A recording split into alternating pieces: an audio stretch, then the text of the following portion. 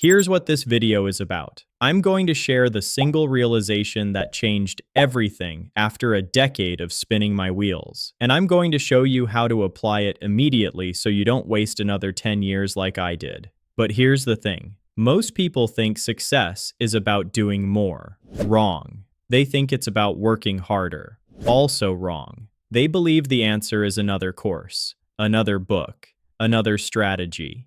Completely backward. Let me paint you a picture. For 10 years, I was the person who had 17 browser tabs open, 5 unfinished projects, and a notes app full of ideas I'd never execute. I'd start things with massive enthusiasm, get 30% of the way through, see something shinier, switch, and start over.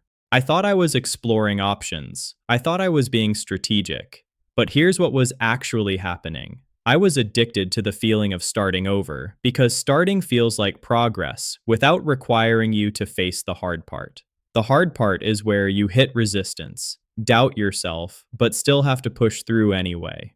The breakthrough came when someone asked me a question that stopped me cold. What would you do if you could only work on one thing for the next 5 years? I couldn't answer, because I'd never committed to anything long enough to see what was waiting on the other side of resistance and self-doubt. Here's what I learned. The gap between where you are and where you want to be isn't about adding more. It's about subtracting everything except the one thing that actually matters. Let me break this down into something you can use right now. First, identify your one thing. Not 3 things, not 5 priorities. 1. Ask yourself, if I could only make progress on one area of my life this year, which one would change everything else? For me, it was building a skill I could monetize. For you, it might be health, relationships, or a business. But it has to be one.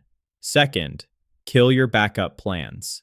This sounds extreme, but backup plans are dream killers. They give you permission to quit when things get hard. When I finally deleted all my side projects and went all in on one thing, that's when everything shifted. Not because I was suddenly more talented, but because quitting stopped being an option. Third, commit to consistency. Here's the part nobody wants to hear. The magic isn't in the strategy.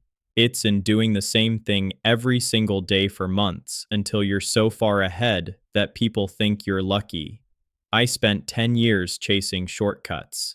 Turns out, the repetition is the shortcut. Fourth, measure only one metric. I used to track everything: steps, calories, hours worked, emails sent, followers gained. It was exhausting and meaningless.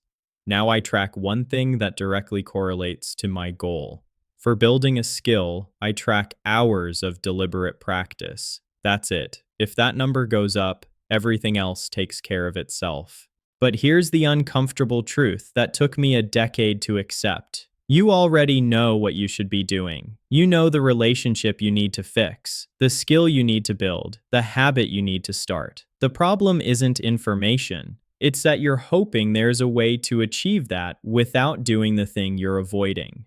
There isn't. The difference between people who make it and people who don't isn't talent or luck or connections. It's the people who make it decided to stop pretending they could succeed while avoiding the hard part. They picked their one thing and stayed with it through the boring, doubtful times when nobody was watching and nothing felt like it was working.